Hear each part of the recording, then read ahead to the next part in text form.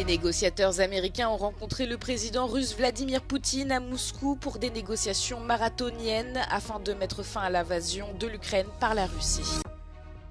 Les 27 se sont réunis à Bruxelles pour tirer les leçons de la gouvernance de Donald Trump. Ils veulent notamment accélérer l'indépendance européenne vis-à-vis des États-Unis.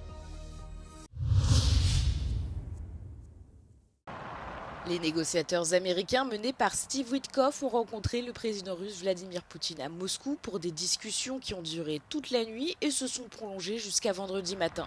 Objectif, mettre fin à l'invasion russe de l'Ukraine. Le conseiller politique du Kremlin, Yuri Ushakov, a déclaré aux journalistes que leur discussion avait été utile, le Kremlin insistant sur le fait que la question territoriale devait être résolue pour parvenir à un accord de paix. Главное, что в ходе этих переговоров нашего президента с американцами было вновь констатировано, что без решения территориального вопроса по согласованной в Анкоридже формуле рассчитывать на достижение долгосрочного урегулирования не стоит. Parallèlement, le président américain Donald Trump a déclaré que Poutine et le président ukrainien Volodymyr Zelensky souhaitaient tous deux parvenir à un accord. Trump avait rencontré Zelensky plus tôt en marge du Forum économique mondial de Davos.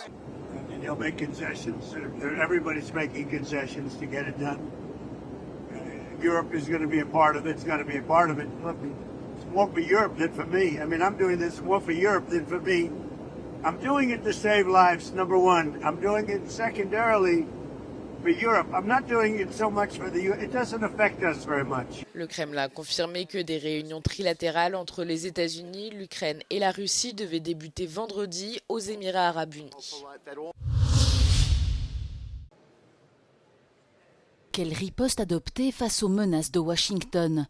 Les dirigeants européens se sont réunis en urgence à Bruxelles ce jeudi soir pour ausculter la nouvelle normalité de la relation transatlantique imposée par Donald Trump depuis son retour au pouvoir il y a un an. Initialement prévu pour discuter de la meilleure façon de réagir aux déclarations intempestives du locataire de la Maison-Blanche sur le Groenland, ce sommet a également permis d'aborder d'autres sujets comme l'intégration de l'Ukraine à l'Union européenne et le Conseil de paix pour Gaza proposé par Washington, avec un objectif partagé par les 27, accélérer l'autonomie européenne vis-à-vis des États-Unis. We know that we have to work more and more for an independent Europe. This is not something which happened overnight. This is hard work.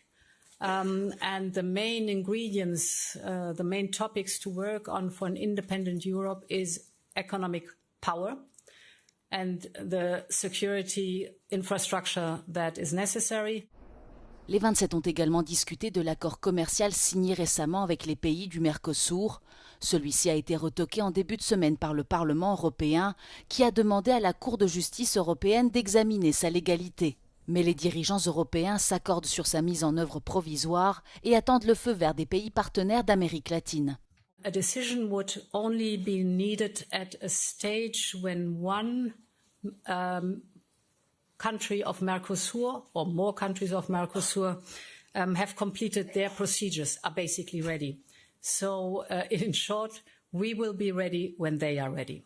The decision by US President Donald Trump to back down on imposing tariffs in relation to forcing Denmark to give up Greenland is indeed a welcome one. But it doesn't now shake the reality that one of the most important, effective and reliable global partnerships in the world is essentially no more. All trust is eroded. We'll see what happens next. Shona Murray, Euronews, Brussels.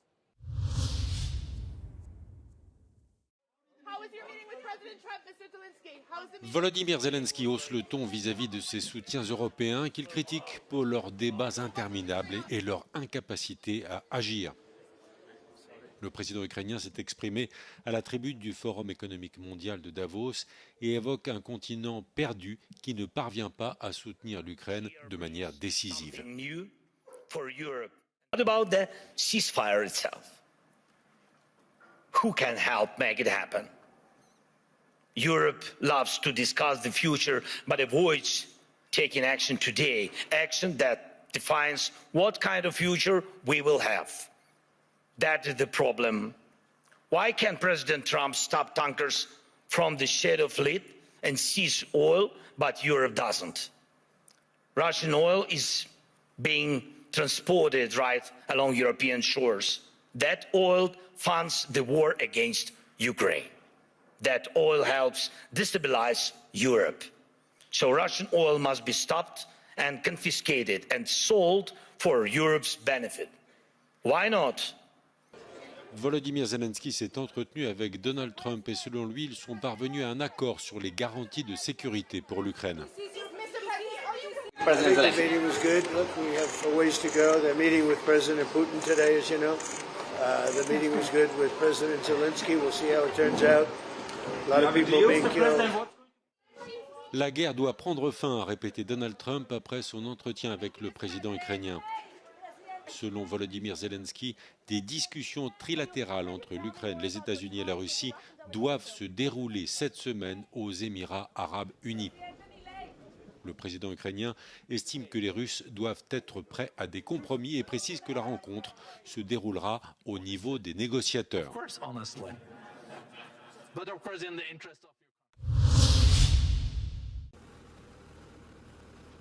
Alors que le président ukrainien Volodymyr Zelensky s'est rendu à Davos pour rencontrer son homologue américain Donald Trump en marge du Forum économique mondial, en Ukraine, les attaques russes contre les infrastructures énergétiques se poursuivent.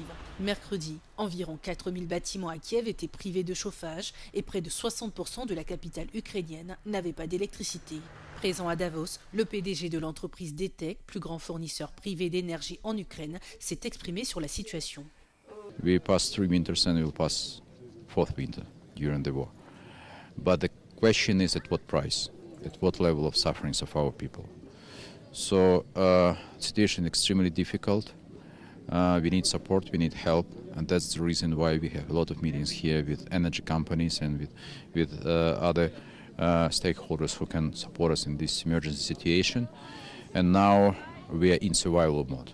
Actually, we live in every day, every week to go through this winter season. Maxime Timchenko a également exhorté les autres pays à prendre exemple sur l'Ukraine pour comprendre l'importance de la protection des infrastructures énergétiques. Les bombardements russes ont touché des centrales électriques et des transformateurs importants, dont le remplacement peut parfois prendre plusieurs mois. This level of destruction's never been seen for the energy system as we have in Ukraine, not in the modern history. That's why it's difficult to understand, not even general public, but even for energy specialists, for CEOs. Today in the morning I have a meeting with CEOs of the global largest energy companies, and I was telling, this is the situation in Ukraine, and you need to start thinking now how you can protect your critical infrastructure, how you can protect your power stations, because situation is such an vulnerable in the world. Depuis le début de la guerre, la Russie s'en est pris à plusieurs reprises au système énergétique ukrainien. Alors que les températures chutent jusqu'à moins 20 degrés à Kiev, l'Ukraine connaît l'un de ses hivers les plus rudes.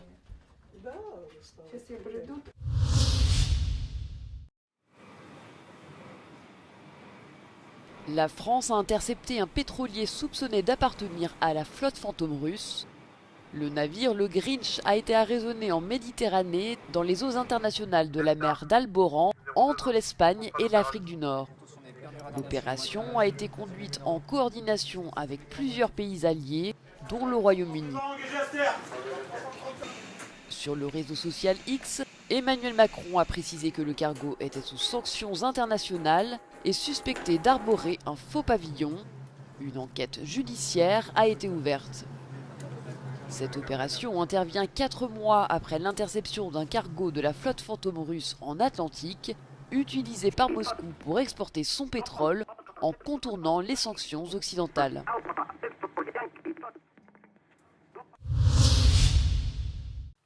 Le président américain Donald Trump a signé ce jeudi lors du Forum économique mondial de Davos la charte fondatrice de son Conseil de paix. Lors d'une cérémonie à laquelle ont assisté de nombreux dirigeants mondiaux, Trump a officialisé la création de cette organisation, dont le but initial est l'application du plan de paix en 20 points pour Gaza, censé superviser le cessez-le-feu, négocié en octobre dernier. 35 pays ont déjà adhéré au Conseil de paix, parmi eux la Russie. D'autres alliés des États-Unis, principalement européens, ont décliné l'offre pour l'instant, craignant que son rôle encore flou ne fragilise l'autorité et la légitimité des Nations Unies.